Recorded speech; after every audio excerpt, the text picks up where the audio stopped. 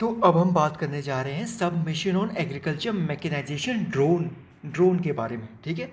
So submission of agriculture mechanisation के अंदर drone के लिए एक specific scheme government of India चला रही है, जिसको अब हम डिस्कस करने जा रहे हैं। सो इस स्कीम की शुरुआत हुई थी 2021 में।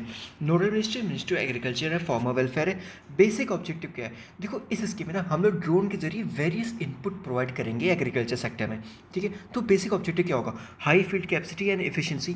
ठीक है। वेस्टेज का रिडक्शन होना चाहिए, वाटर सेविंग पे फोकस होगा, और reduction in cost of spraying and fertiliser application, reduction of human exposure hazardous chemical. ये बड़े बेसिक ऑब्जेक्टिव है।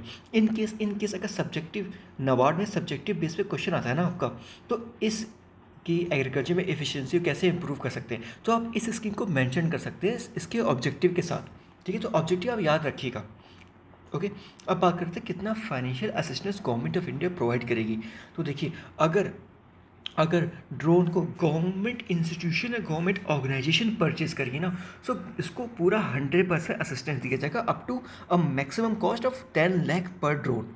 10 लाख पर ड्रोन के हिसाब से 100% असिस्टेंस दिया जाएगा अगर ड्रोन कोई गवर्नमेंट इंस्टीट्यूशन या फिर गवर्नमेंट ऑर्गेनाइजेशन परचेज कर रही है।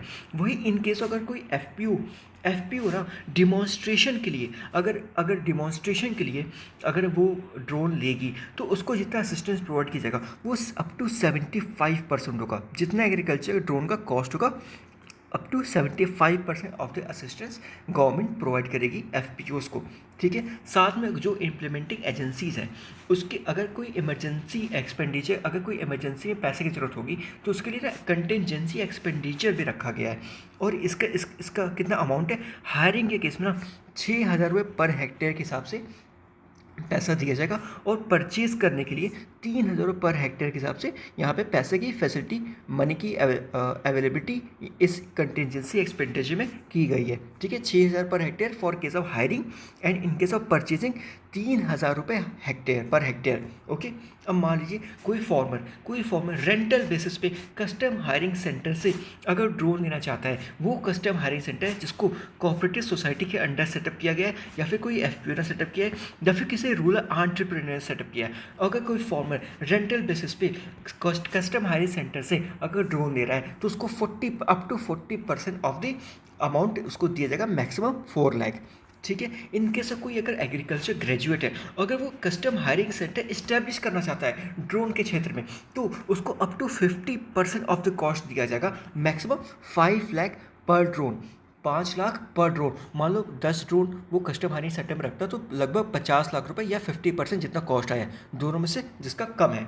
ठीक है। ओके। और मान लीजिए कोई इंडिविजुअल अगर ड्रोन परचेज करना चाहता है, तो अगर वो इंडिविजुअल स्मॉल या मार्जिनल फार्मर हो, या फिर वो SC ST हो, या वो वुमेन हो, या फिर नॉर्थ ईस्ट रीजन का फार्मर हो, तो उसको 50% ऑफ द इंसेंटिव दिया जाएगा, मैक्सिमम 5 लाख रुपए। और इन सारे कैटेगरी को छोड़ के कोई और फार्मर होगा या फिर कोई और इंडिविजुअल होगा, ठीक है, जो जो एग्रीकल्चर के लिए ड्रोन परचेज करना चाहता है, तो उसको 40% ऑफ द असिस्टेंस दिया जाएगा, मैक्सिमम 4 लाख। ये 5 लाख है, ये 4 लाख है। ठीक है।